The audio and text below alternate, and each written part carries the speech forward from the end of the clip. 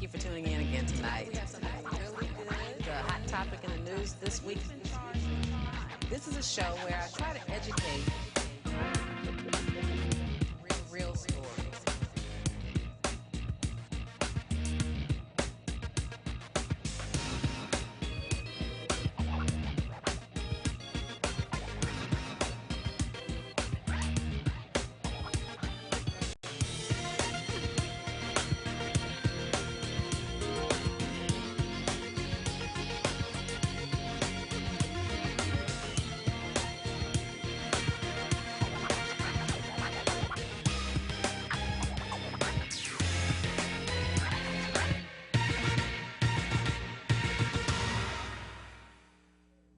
Welcome to Truth and Justice with Vivian King. Thank you for tuning in. This is where we talk about the criminal justice system in Harris County.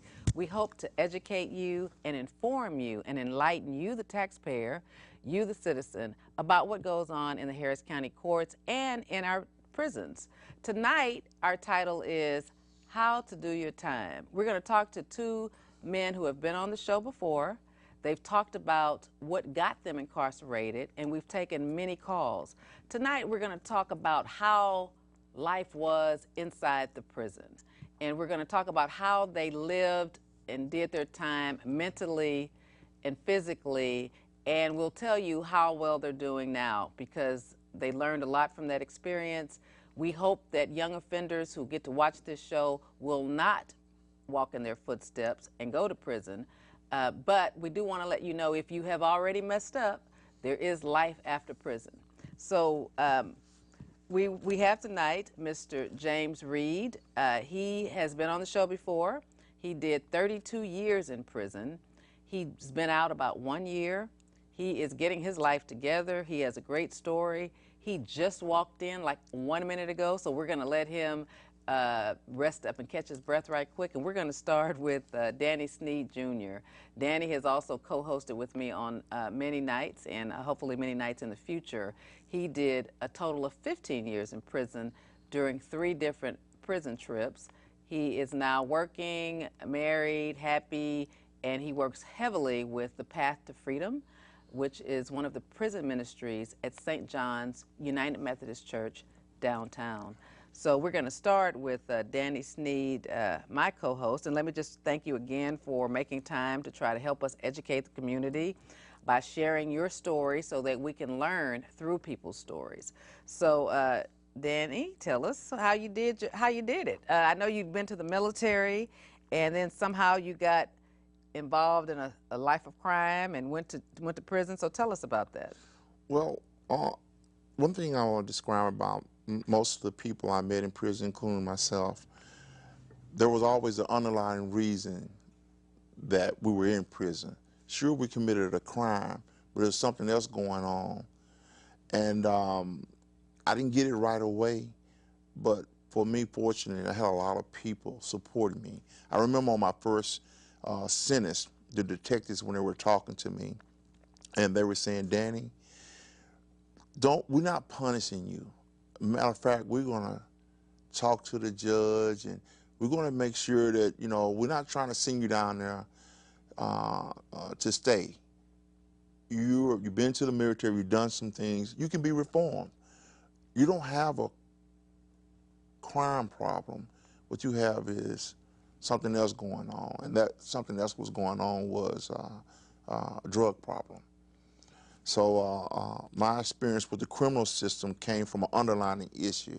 So you were a drug addict, and I guess you were hiding it or faking it, and you were supporting your habits by doing some things that people didn't know you were doing, and you got caught.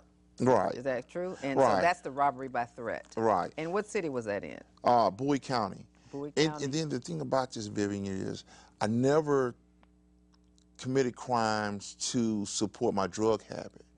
I committed crimes to support my living.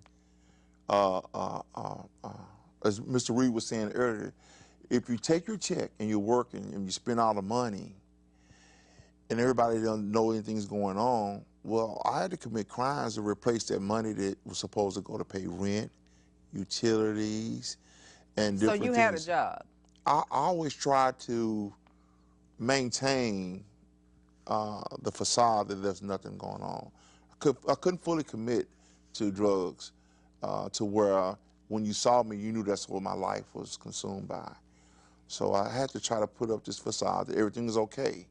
The flag would have been is I'm getting evicted, car being repoed, and things like that. That made me desperate to being exposed that something was going on in my life to commit crimes. Now, that's not everybody's story, but my crimes were committed to make sure that the rent got paid, the light stayed on. So my family members and my friends wouldn't come over to the house. It's dark. It's a sign on the door. Because they're going to say, you working, where is the money going? So you were hiding a drug problem. I was the best I could. So let's talk about the first time you went to prison. You were older. You weren't 18. 28. You were 28. And what was the sentence that you were given?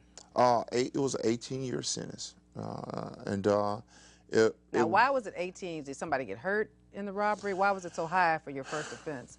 Well, they explained to me that even though, in my mind, I wasn't robbing. And it's crazy, but in my mind, it wasn't a robbery. But robbery is a serious offense. And when you go up to somebody and say, I want all your money, and even though you say it in a nice way, and even though you don't harm them, that's considered robbery. But in my mind, if I ask somebody for their money, and I do it in an aggressive way without a weapon, and they give me the money, I take it and I go do something with it, well, that's robbery. So there was no weapon involved? No weapon involved. But you still got 18 years? Still got 18, because it's a serious offense. It's serious. No, I'm not saying it's not serious. It's very serious. I'd be scared to death if somebody came up to me and robbed me and wanted my money. Right. But you didn't display a weapon. You were just aggressive with them. I was aggressive, got the money. And the thing about it is, they explained to me there's 3 serious offenses: robbery, rape, and murder. They ranked the highs. And when he told me that, I wasn't aware of the seriousness. Like, what? Wait a minute, you put me in these other 2 categories? And they said it's not that you harmed anybody, but the threat, they don't know that you're not going to harm them during that event. And some people never get over that event.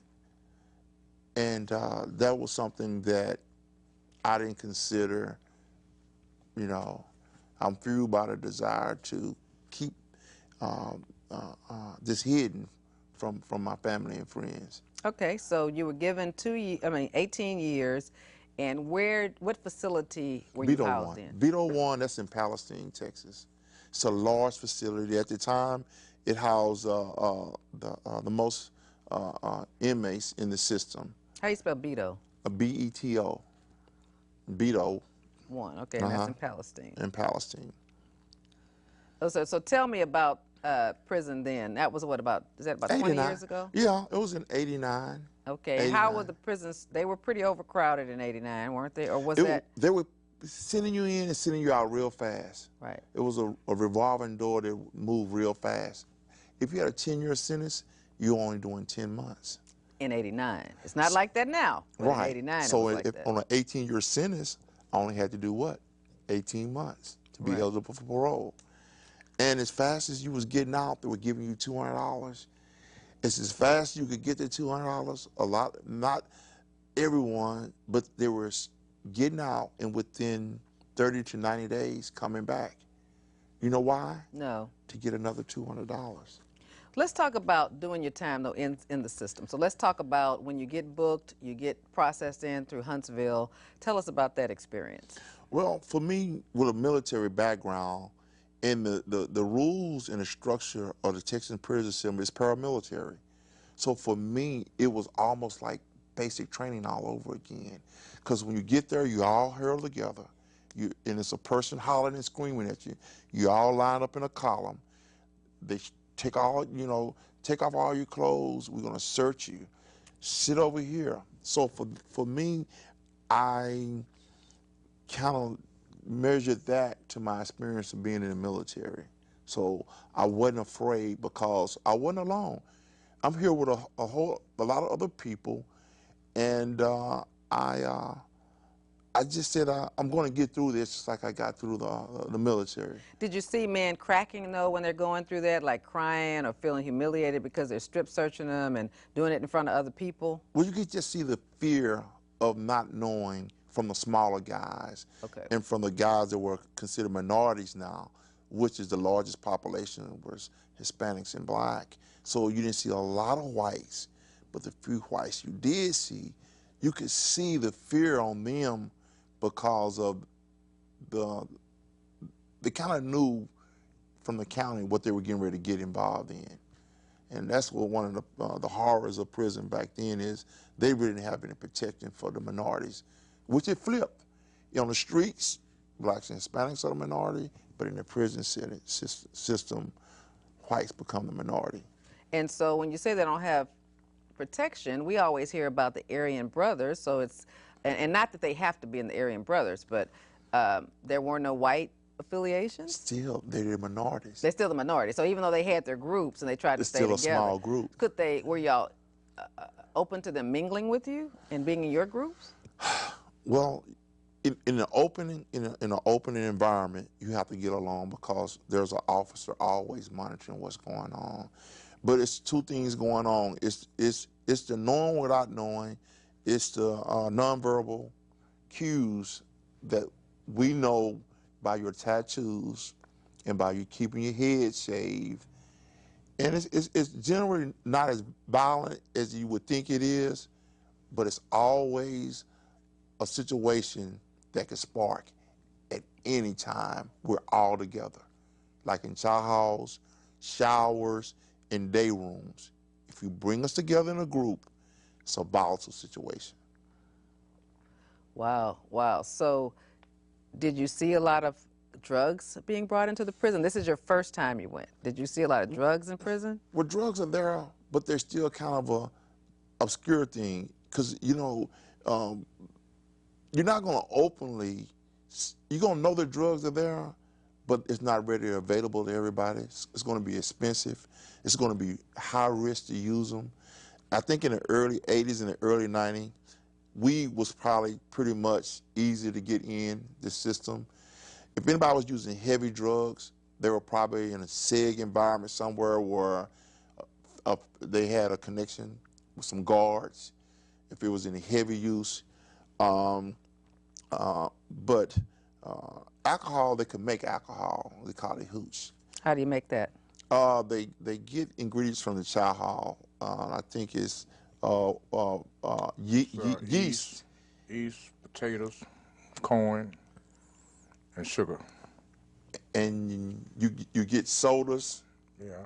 And it has to ferment. Right. And the ferment process you can make it takes different kind of ways. Right. Well, that's basically the way you make alcohol or wine, right? You ferment. Okay. And you got to hide it. The thing about it is the smell. Right. And so that was going on, and again, it's a certain group of people that are consumed about keeping this going on as long as they can. They drink every weekend. They doing a visitation. Somebody's going to bring them some weed, and they kind of like had their own. You could buy it if you had enough money. You could buy a joint. Cost you what, about $5? Yeah. Back then, it's probably more expensive now. Well, we were selling it for $6 a joint. Yeah. And they wasn't big as a match then. Right. But it's the guards. But the guards are the ones doing it. Right. I just read it on the internet today. 32 guards arrested in Missouri, Beeville area. 32 guards? That's a lot of guards. 32? Right. So they were all smuggling in cell phones and drugs. Right. Wow. Wow. So anyway, so you must not have done anything too bad because you did, on your first 18-year sentence, you did 2 years. So it was robbery, so that's non-aggravated, and so that means you don't have to do half the time. Right. And because the prisons were overcrowded in '89, he got out in 2 years, but you're still on parole for the whole 18 years. Right. So tell us, then the next time you do another robbery, you get 20 years. But this time they make you stay. Now we have the state jail system, so that took a lot of stress off of the regular prison system because that was designed for the small drugs and nonviolent offenses.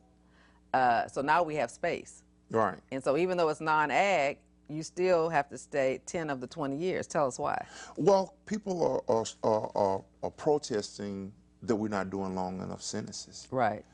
And so what they did is the parole system kind of revamped, and they started coming up with a thing called set-offs.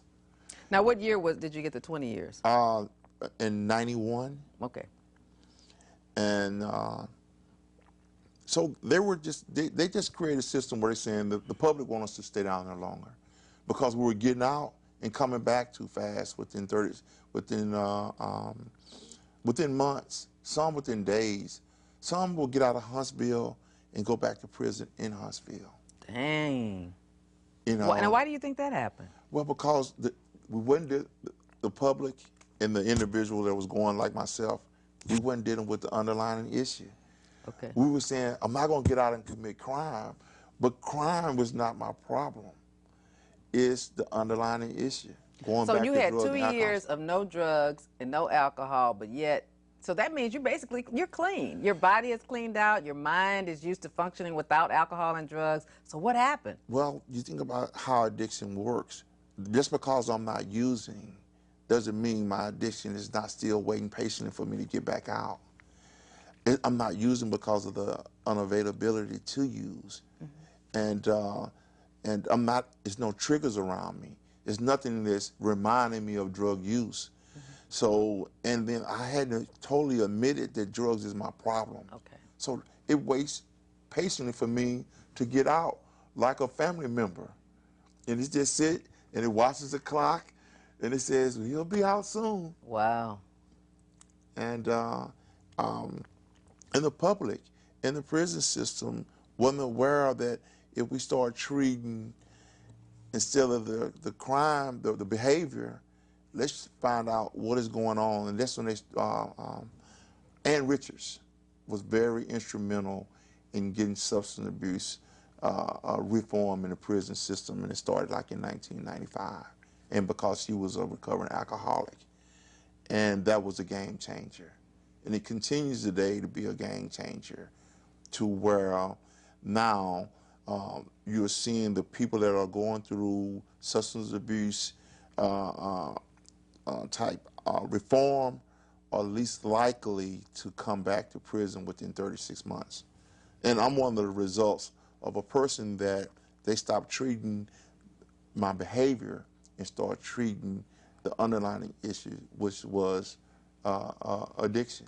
Now, was that in your 10 years sentence? I mean, when you actually stayed for 10 years, or was that when you actually stayed for 3? I think they identified it the first time because I had a good lawyer. Mm-hmm. And one thing, because remember I'm 28, mm-hmm. and this was a very traumatic experience for me at 28. Right. And my family, that I waited this late to get involved in crime and to jails and prison. But I had a lawyer that made me admit, not only to him, to myself, but to my family, that I had a drug problem.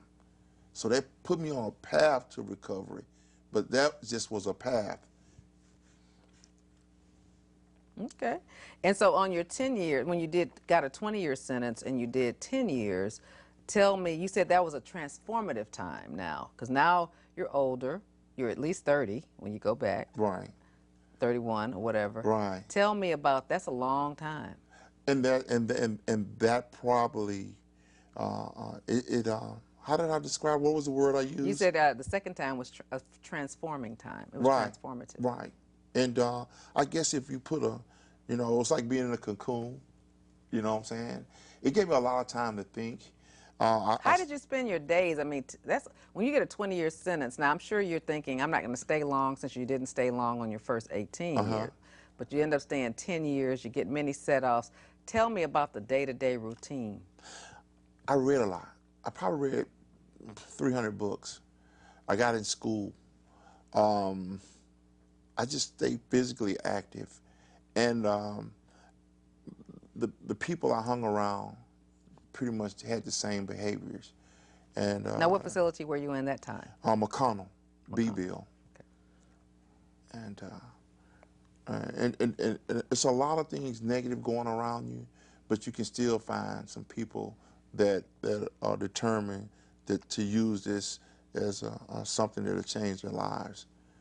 and it it's a humbling experience. And then you go through the anger and you go through the frustration. You feel like your family. You go through the blame game for a lot of years. Then one day, you wake up and you take ownership of being there. And when you do that, then you start feeling a little hope that I'm in control now. I took responsibility. Maybe I can do something to turn this around. Wow. Wow, that's powerful. So then you go back on a violation and you do 3 years. So that's the finality. Tell us Well, about what year was it that you went in and had to do the 3 years? from 2005 to 2008. And what was the violation? Possession. So you're still doing the drugs. Still doing the drugs. After not using for 10 years, and people say, well, how did you go so long without using? I said, well, I never came up with a good enough reason to use. But in 2004, my mother passed, and I still didn't use that day, but about 3 months after she had passed, it's just like my disease just said, like, hey, this will work. This is a good reason to get high. Who's gonna blame you? Just say you got high because you was feeling bad because your mother died. I'm like, that make it work. Now, this is not an actual conversation, but subconsciously, you have to do something to justify going back after so long of not using. And that worked to justify and rationalize, get back into after so long without using. So what happened? I didn't survive 90 days or 120 days, and it's like I don't know. I call it. It had to be some divine intervention because I always say God just said, "No, Danny, you're gonna be able to do a lot of things in your life, but drug addict is not one of the things you're gonna be able to do." And people that were using drugs in '89 are using today and have never got any consequences. But for me, it's just not going to work. So every time you do drugs, within 90 It's days, not you go going to to work. prison. I mean, it's just not going to work for me. And if you look at all the time I spent in prison, I spent a very small time actually using drugs. Wow. I don't have a successful length of time using drugs, but I have 15 years of the consequences of the small time I did use drugs. Wow. Wow, that's powerful. That's powerful. Mr. Reed is sitting here, and we don't want to leave him out because it's about 5 minutes to 7. So, Mr. Reed, tell us about your day. Mr. Reed did 32 years. He's been on the show before. He's told us what he went to prison for, which was murder, for killing his stepfather, for sleeping with his common law wife that he had trusted, and the man that he had given a car to, given a home to, and trusted and allowed him to work with him, was caught in the bed with his common law wife, with her children there, and was caught having sex with him. He shot him and got a long, long sentence and did 32 years for that. Most people, when they heard the original story, thought that that was a justifiable homicide.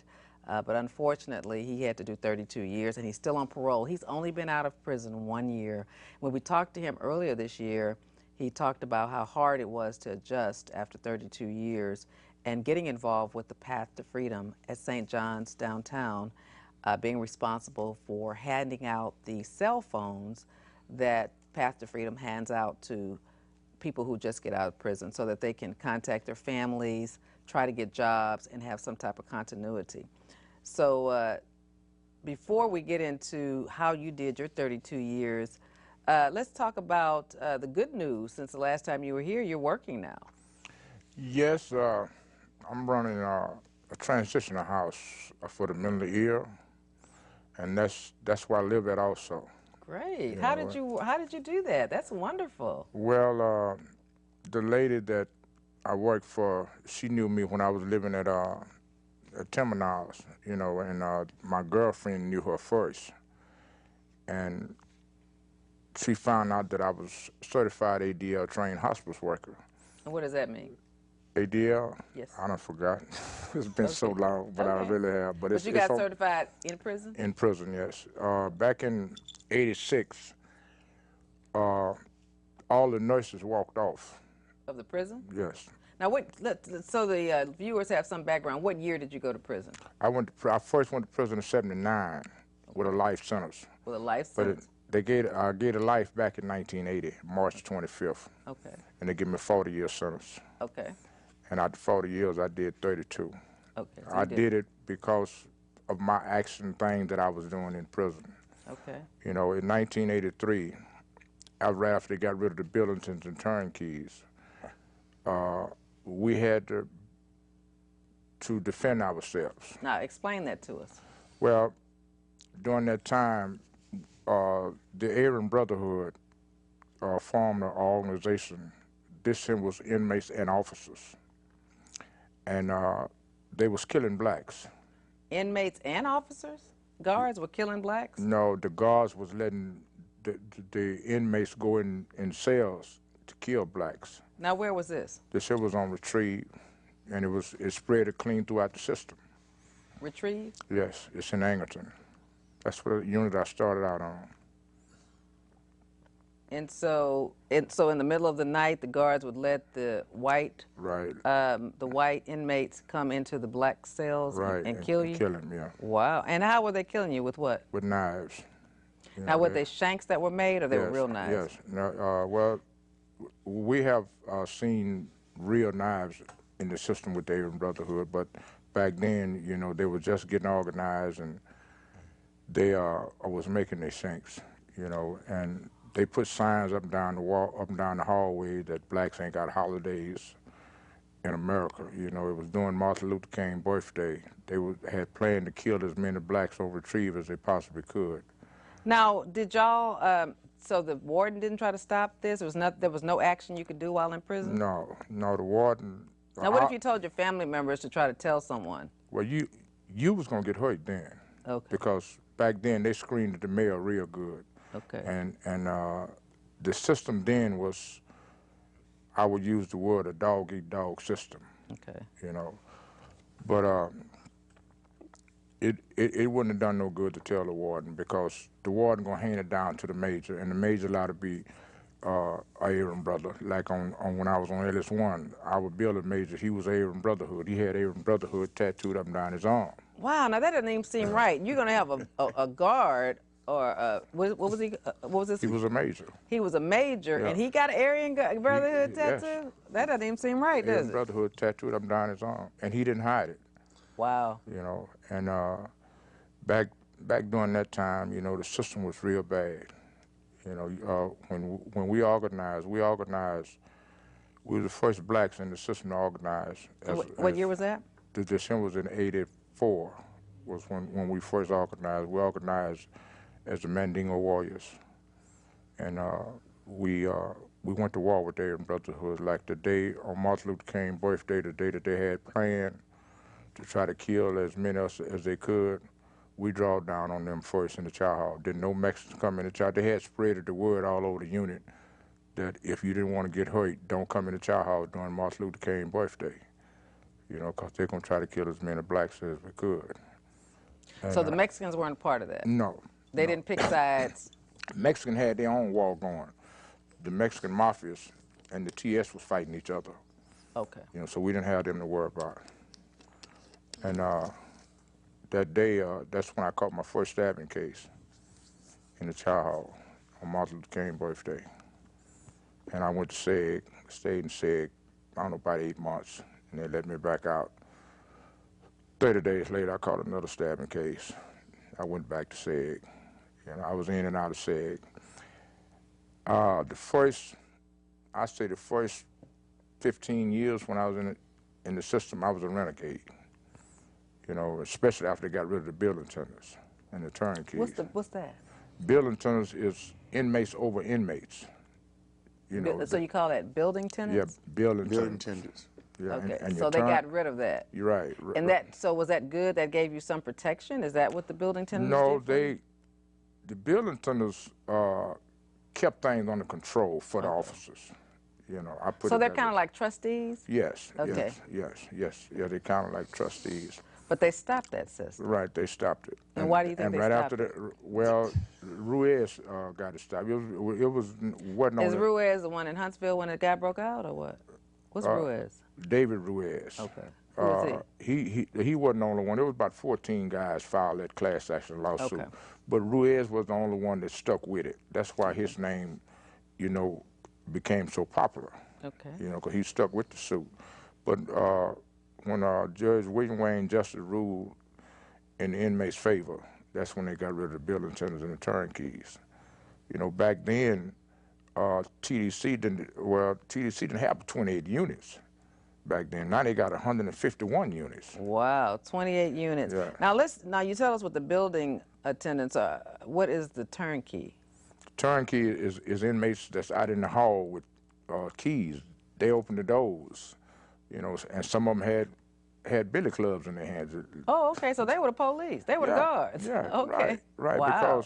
Because then TDC didn't have as many guards then Okay. as they have today. So it's almost like they deputize inmates to become Right. guards. That's a good way. Right. That's a good analogy. Right. That's what they did. Oh, wow. Okay. You know, and But that stopped in 84? in '84, yeah. Through a lawsuit, federal lawsuit. Yeah. When they got rid of them, you know, in a way, it helped. In a way, it hurt it, because as long as they was there, it was peace. You know, a lot of guys didn't like building attendants, but I never had problems out the building attendant turnkeys. You know, it's the way you carry yourself. You know, but after they got rid of them, this is when all the Aryan Brotherhood started to ran up. So they started running the gang, the Aryan Brothers. So when the Aryan Brothers started running things, were the white inmates that were part of the Aryan Brothers still the minority? It was still less of them than it was blacks and Hispanics? Yes, it was. It was. But yet they still started running it. Right. Because of the guards' influence. Because of the guards. See, the guards was backing them up. See, you also got to think about it. Back then, it wasn't that many black officers working in TDC. Okay. You know. And the few that was there sure didn't have no rank. And no power. No power at all. There you go. That's No the power. picture. So that's why I say, in a way, the building attendants helped, and in a way, it hurted us, you know, because we had to do what we had to do in order to survive. And for the first 15 years, like I said, I was a renegade, you know, and I finally slowed down because I was getting older. Knowledge come with age, I guess. And I slowed down. I started going to the law library, you know, and that's where I spent most of my time at, in the law library. And I love baking, you know. I became a certified pastry baker, you know, in the kitchen. I went to baking school, and I think I got 6 trades, you know, and So what trades are those? The baking? baking, wastewater treatment, Wastewater. auto body painter, Okay. auto mechanic, Okay. and a construction carpenter. Okay. And I got I'm a spray painter, certified. I paint metal, Paint metal. you know, okay. like these water tanks. You know, I paint them. You know, And so you got some certification that qualifies you to be at this halfway house. right. It's a hospice. Hospice. Yes. So did you ever work hospice in the prison? Yes. And yes. so I've was there a unit where people were dying? Yes. Back then, they Styles, which is down in Beaumont. Styles was the first unit that had AIDS patients. In fact, Styles was the AIDS unit, because when TDC found out that they had an epidemic of AIDS, then they transferred all the AIDS patients from off the other units to Styles. And when the nurses walked off, because they refused to clean an inmate's butt for the amount of money that they was that they was making, you know. So this is when Austin called the director, who was, I think it was no, it wasn't W.J. Estelle, I forget his name now, but they called him and told him to start a hospice team, you know. So they called John Sealer Hospital. John Sealer Hospital sent a doctor down there and a nurse, and they trained us for 60 intensive hours, you know, to be hospice worker. And I was one of the first guys that graduated, you know, at the hospice class. And over the years, I had eight inmates die with their hand in my hand. You know, and this is where I learned about dementia. A lot of people just look at dementia as being one stage, but dementia will have 3 different stages. And what's that? Your first stage, you shuts down. You know, this is when all your organs first begin to shut down, and you just in a daze. You know, your second stage is when you shut down, but you also constantly try to be. In other words, it's like a basketball is up and down. You know, but now when you hit the third stage, I have never seen but one person come out of dementia once he hit the third stage, which he died 2 weeks later. But he came out of the third stage, you just a vegetable. You know, you just lay there. And I've had 8 guys die with their hand in my hand. Were they all AIDS related? Okay. Yes, all of them but one. Like I had a white guy, he had prostate cancer. Let me stop you for a moment. We have our first call. Caller, you're on. Thank you for calling Truth and Justice with Vivian King. Hello, that's Miss Vivian King. Hey, Tracy. How you doing? Welcome back. How was your vacation? Wonderful, Tracy. Thank you for asking. Thank you for holding it down. You look well rested. You look refreshed. Hello, that's Mr. Sneed and How you doing, Tracy? Mr. Reed. Hey, how you doing, Tracy? I'll come with that guy. I just want to say that, I'm sorry, I didn't mean to talk over you. All I wanted to say was these are 2 success stories. I like a story with, with good endings. These are 2 stories with 2 happy endings, and I want y'all to keep on doing what you're doing, and Path to Freedom, it sounds like a pretty good program, and I know y'all helping a whole lot of people, and y'all keep on doing what you're doing now. That's about all I got to say. Thank you, Tracy. Thank you. You're welcome. Thank you for your support. Bye-bye. So anyway, so you learned how to deal with hospice people, and that, while in prison, Yes. qualified you to work at the halfway house that you're at now. Yes. Are the people sick there at the halfway house? Yes, I have 3 patients that's actually sick, and now we're finna get a blind guy. He was born blind, and it's gonna fall on me to make sure that he learn the house and where the restroom at, and I'm gonna have to get a shower or a handicap shower, set up for him. Now, because you have carpentry knowledge, you said construction carpentry, would you be able to do some of the alterations to the structure, to the building? Yes, in fact, we got a 4-car garage in the back. We finna to convert it into a house for the females, and we got a guy that's in Path to Freedom with Joseph. He's gonna come in and help me do the work. Wow. Okay, that's great. So, well, that's a blessing for you to have been in prison for 32 years, and you've been out a year, and now you have a job. What a blessing! A job that has living accommodations. Yes, that's right. And using your special skills. Right. Isn't that a amazing. blessing? That's right. It's amazing. It's amazing. Well, I'm just excited about his life. I mean, he Because we were worried inspires. about you last time. Well, Yeah. he's definitely an inspiration, Right. to anybody that's ever been through anything. And one thing about it, baby, it's just not prison that people struggle with and have to get up and motivate themselves. So that's what's so good about us continuing to live our lives despite our past experiences, because that's what they were. They weren't failures. They weren't mistakes. They were experiences, just like the good ones. There were some other things, and we take those experiences. I'm listening to Brother Reed. Now, you would think all those years he spent in prison, it was like a preparation. It prepared him to me from looking at for what he's doing now. Right. Because he can be such an inspiration to the people that he's going to be working with and ministering to. He has a place to live. You have special skills. A lot of people, other than nurses, have that hospice training.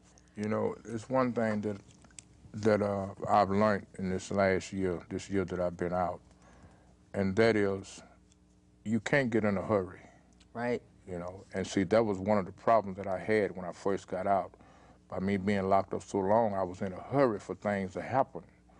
And Danny and Pastor Chisholm and all of them kept telling me to slow down, but I couldn't see what they was talking about, you know, because I was coming into a stage then trying to get to know God, you know, and eventually I found God, and me and God talks all the time. Now I don't get in a hurry no more, you know, and hallelujah. every time somebody asks me, how you doing, Brother Reed, I tell them one thing: I'm blessed by the best and trying to help the rest. I know that's right. I know that's right. But Yeah, because you were a little frustrated when we had you on in January. You said you walked around all day. You still Yeah. had tears in your eyes. You know, you were struggling trying That's to right, I make that was. transition from that 32 years of prison life to civilian life and just being lost. That's right, Because I you was don't, lost, yeah. you lost.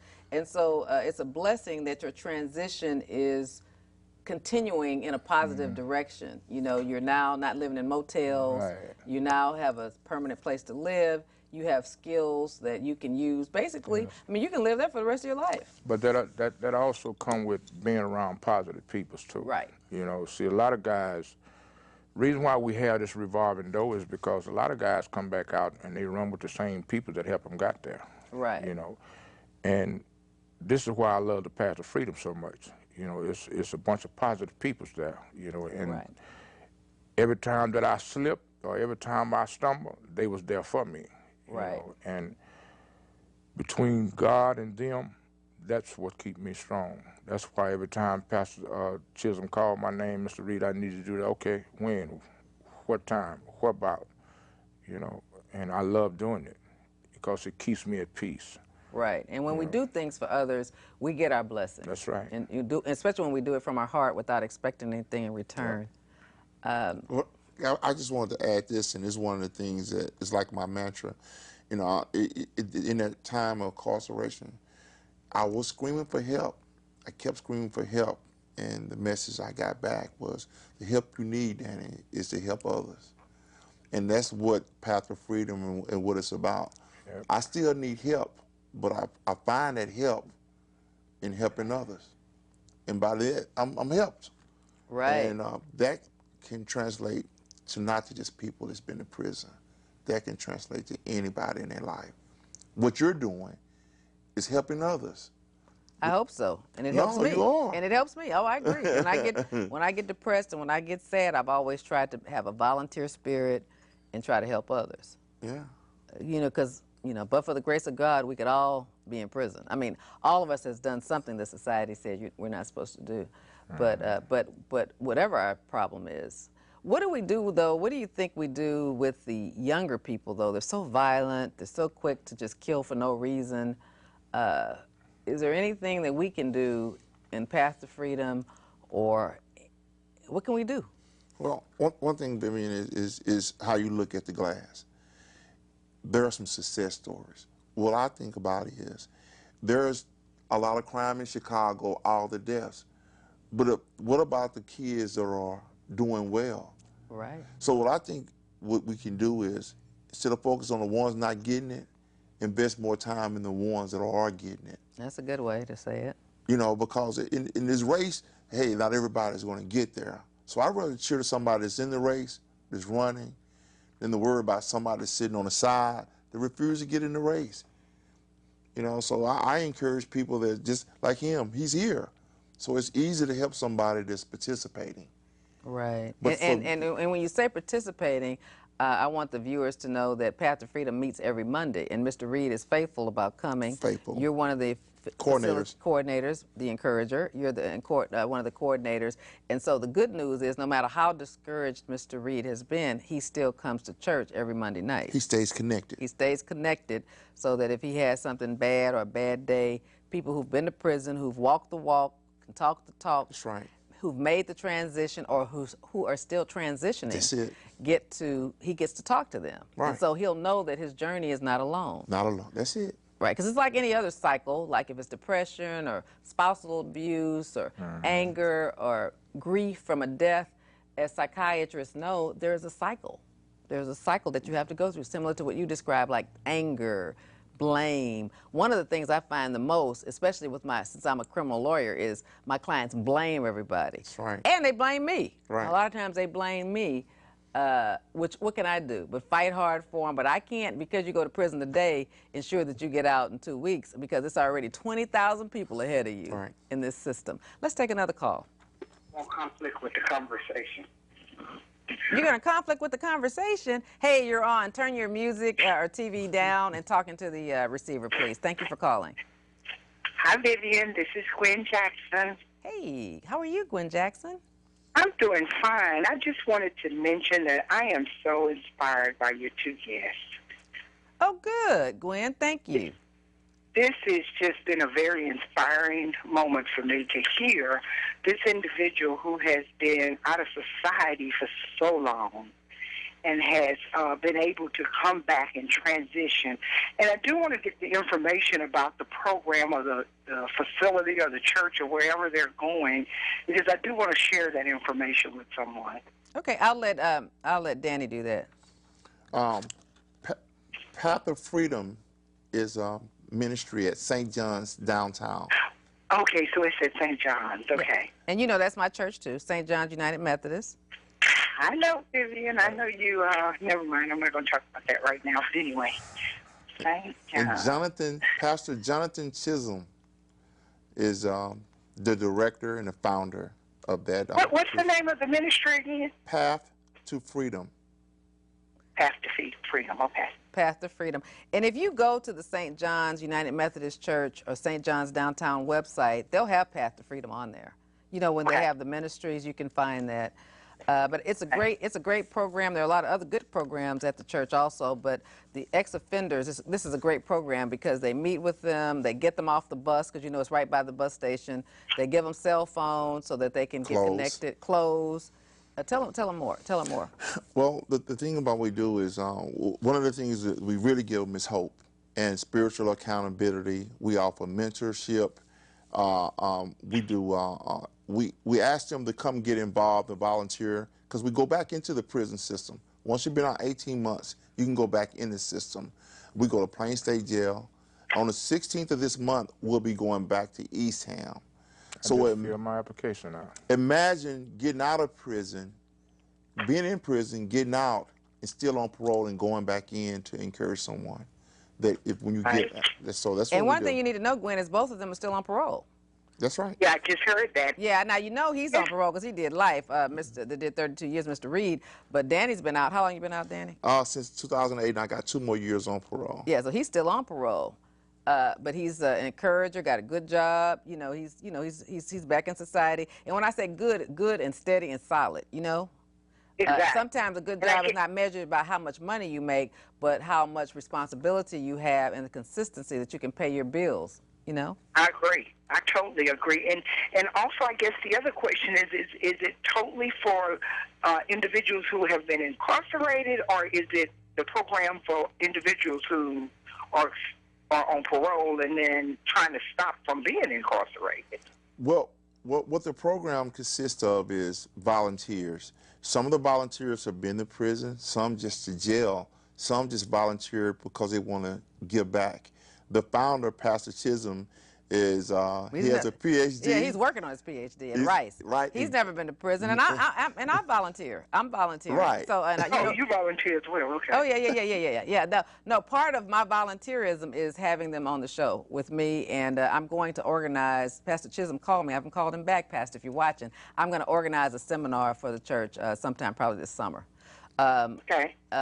And so just volunteering, because it's a prison ministry also where they go into the prisons. That's what Mr. Reed is saying now, that he's filling out his paperwork now so that he can go and say, look, here's life after prison. Be encouraged. You don't have to go back to the revolving door. So a lot of them go to the prisons. Okay. What I want to do is help with I don't want to take up any more time, but I appreciate the information, and I am just so proud to hear what I've heard from these two gentlemen. Thank you so much for your support and encouragement. Thank you, Gwen. Love you. All right. Bye-bye. Thank you. Love you too. Bye-bye. She's one of my friends from San Antonio, where I'm from. I've been here since 1976, and she's been here about the same amount of time. I met her here, actually, though. But we were bankers together before I even became a lawyer. Wow. So we've known each other a long time. So a lot of people support the show, and I appreciate it. So anyway, Mr. Reed, we're very, very proud of you, and we're proud of the work that's being done. by you. And I'm glad that in just 2 months, you know, God has blessed you not to be walking around discouraged, but to actually start finding a home and a place where you can belong and put your stamp in, you know, and encourage people. So that's a blessing. Yeah. You know, I just want to say one thing. You asked the question, what should we do about these kids? You know, Texas is not my first fall. You know, I've been to Angola 3 times. But back then, I started doing time when I was 9. Okay. I've been to the boys' home. Back then, they called it State Industrial School for Colored Youth. Cool. I've been in there 5 times. And that's where I learned about wrong, doing wrong, you know. So the juvenile facilities is where you learn about wrong. Right. That's one of the worstest mistakes that It's I corrupt. believe. Now you remember our system was so corrupt last year. They had to shut it down. They had to shut it down. It was so corrupt. So I believe you. And that was 40 years ago. Now you may send a child line there for stealing a bicycle. That's all he know how to do is steal a bicycle. But when he go in that boys' home, you around guys that done robbed, that done burglarized people's houses and all this can on. And he's hearing all this here. And this is what happened to me. You know, I went to boys' home for shooting hooker from school and stealing bicycles. You know, and the first time I went in, I done 6 months. You know, I got out, I learned how to burglarize. I went to breaking in stoves, you know. And I broke down in tears here yesterday. I was sitting there watching the news, and I see where a 16-year-old kid, you know, has been charged with capital murder, you know. And you ask the question, what do we have to do? There's a lot that can be done, you know, but first you have to start at the top. You have to start with the politicians. Oh, yeah. You know, and let these politicians know that just because this kid here done stole a bicycle or something, you know, don't incarcerate him around people that done did that's violent. That's violent. Do violent crimes, right? Because what he gonna do, he gonna grow from that. Right. Because that's when he's learning. That's when he's growing. That's right. And that's the wrong time. Let's take a quick call. Caller, you still there? Please turn your volume down and talk on the receiver. Thank you for calling. Hi, this is Walkie Walk with the Pastor Freedom Ministry. Hey, Walkie Walk. Hey, Alicia. Hey. Hey, I just want to give a shout out to my brothers with the Pastor Freedom Ministry, and I just want to tell them keep going and keep doing what we're doing, because, hey, that's how we're going to get the message across. Thank you, Alicia. Thank you, Alicia. She recruits for us. We love you. We miss you. We'll have you on soon. Okay, I love and miss you guys, too. Take care, and y'all have a good evening. Thank you. Bye-bye. I agree with you. Yeah. We do need to deal with the politicians on that, and maybe that can be part of what I can do, at least try to do. And I'll tell you something else. You know, if you just ride around Houston, you see all kind of signs up, you know, all kind of billboards, but you never see a billboard up that say, hey, if robbery carries from 15 to life, murder carries from death penalty to life. If you break in somebody's home, it carries 50 years. You know, you got a lot of kids today that's doing wrong. They know that it's wrong, but they don't know the consequences of it. Right. And let me tell you what's so interesting about you saying that, Mr. Reed. That's why I'm financing this program. Okay. That is why I do it, because I have been a criminal lawyer. This is going on my 21st year, starting as a prosecutor. I was a banker before, and every time I represent young people, they say, oh, I thought I was going to get probation for robbery. And just like you said, the 3 worst crimes in '89, still today, is robbery, rape and murder. And you don't get probation for those. No. You don't get them. And so moms are very upset because their kids get 15 and 20 years on their first offense as a robbery. It's a serious offense. But it's a serious offense, and people are afraid. I've had a case, if you go back to YouTube, showing a young man that was about to do on his first offense, right out of high school. He was one of my clients. It took us 1.5 years for him to graduate from high school, show the system that he would do right. And I think he still had to do about 10 years or 9 years. That's the best I could do. Because if we went to trial, the jury was going to give him 30 years, 40 years. So we had to do that. But what I made him do is say, why kids rob. Because people always wonder, why do they do that? You know, why would a kid put a gun in somebody's face? It's like you said, except you didn't have a gun, is that, you know, you just want what, you don't intend to hurt anybody. But see, kids play with guns now. In '89, we weren't so quick to play with guns. Right. But now, in 2012, 2013, you know, kids love guns. They glorify video guns. games, and the violence. access to them. Yes, yes. They're readily available. They're readily available, and they like killing people. They want to kill somebody, but you're going to go to prison for the rest of your life if you kill somebody. And we desensitize about death. Because all you hear on the news, I mean, my daughter's 18, but when she was 2 and started paying attention to the news, she'd cry every night when it came on. And I realized, you know what, this is a horror show. Let's stop watching it. I haven't watched it in 16 years. That's right. I live it in the courthouse, Right. you know, by being hired. But I can't watch it because, like you said, they don't show the good things that kids do. When I grew up in San Antonio, the news started off with a high school. They highlighted a high school kid and something good that they did. They highlighted what was going on in city council and something good that was going on. In addition with the bad, but it was, news could make you happy too. It wasn't just sad. But now everything is just how bad, how nasty, and because the news media gets there when the crime is over, a lot of it is hearsay and it's not even accurate. Right. But the people think it is. The public thinks it is. Right. Because the witnesses are gone with the police. Right. And so, you know, the information's not accurate. So you're right. People don't, one of the things that we need to tell them is you don't get probation for robbery. You shouldn't do it. If you can't do the time, you can't do the crime. Because people work hard for what they have and they don't want you to come putting guns in their faces to take it away from them. Yeah. Yeah, but some winners out there, and the thing about about being here is to put a face on success. See, I don't see myself successful, but I want to know what success looked like when I got out of prison, and I had to see it in somebody else. So, what I said, can we mirror that? He's a mirror of what success is, and somebody that's struggling can look in that mirror and say, I can do it too. So that's what Path to Freedom is about. Being the face of what success can be after leaving prison. Well, we have 1 minute to wrap it up, and Danny Sneed, I think you wrapped it up wonderfully by saying we're putting a face on success. You guys have done it. You've been successful. Mr. Reed, you've been successful. Keep up the good work. We're praying for you. We know you're going to make it. Oh, yeah. We know you're not going back. Oh, yeah. You know, the only trigger that can get you now is if you have a girlfriend that upsets you. So if you have a girl, if she starts acting bad, we got to go to school. We got to come on Monday night and pray on it and let her go. We got to just let her go because that's the only trigger that you can get at that Oh, age. she's not watching this. I hope you're good to him now if you're watching it. All right? Yeah, I hope you're good to him if you're watching it. If you're not, call me. Call me. All right? All right? You got to at least be his friend. You can never be his enemy. We don't have room for enemies anymore. So even if we stop being lovers, we got to all still be friends, right? Yeah. We can't. We got to make sure they're the right people. But anyway, thank you for watching Truth and Justice with Vivian King. You know that I want to tell your story. I will always be here to tell your story. So call me. My website and information is here.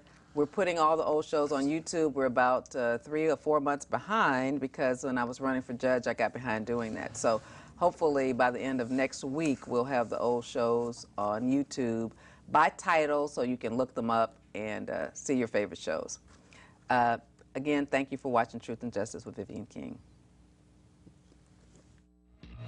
Thank you for tuning in again. Tonight we have something really good, a hot topic in the news this week. He's been charged with crime. This is a show where I try to educate real stories.